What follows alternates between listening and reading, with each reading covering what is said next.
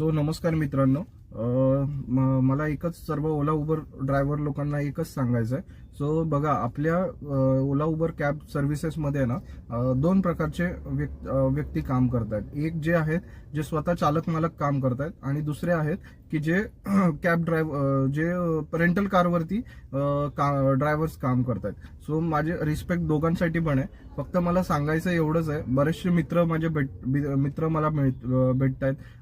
जेव्हा पण कुठे जातो आपण किंवा कुठे गाडी वगैरे पार्क करतो, तिथे आजूबाजूला गाडी असते, तर त्या लोक मला भेटतात. सो मीही ओला उबरला पण काम करतो. माझीही गाडी ओला उबरलाच अटॅच आहे.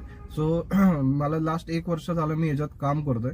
मला एवढंच लोकांना सांगायचं आहे, मित्रांनो बघा, जर जे रेंटल गाडीवरती ड्रायव्हर काम करतायत ना, सो त्यांचं काम त्यांचं जे कंपन्यांच्या गाड्या आहेत, स्पेसिफिकली ज्या कंपन्यांच्या गाड्यात आणि त्याच्यावरती जे ड्रायव्हर काम करतात, आपण जर त्यांच्यासारखा विचार केला की त्यांच्यासारखा बिझनेस करावं, 3,000-4,000चा बिझनेस करूया, आणि चालक मालकांनी जर त्यांच्यासारखं ठरवलं की तेवढा बिझनेस करावा, सो ते शक्य नाहीये.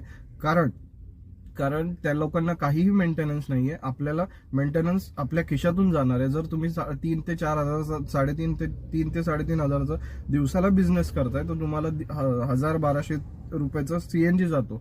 मित्रांनो, तुम्ही बाहेर थांबता, त्याचं खाणं पिणं तुमचा खर्च आला, सो तुम्हाला एव्हरेज तितकाच पडतो. त्यापेक्षा एक एव्हरेजली काम करा, जेणेकरून ना तुम्ही पण थकाल, ना गाडीला पण त्रास होईल. कारण जितकी गाडी जास्त रनिंग होईल तितकं गाडी पटकन मेंटेनन्स काढेल. या सगळ्या गोष्टीचा पण विचार करा.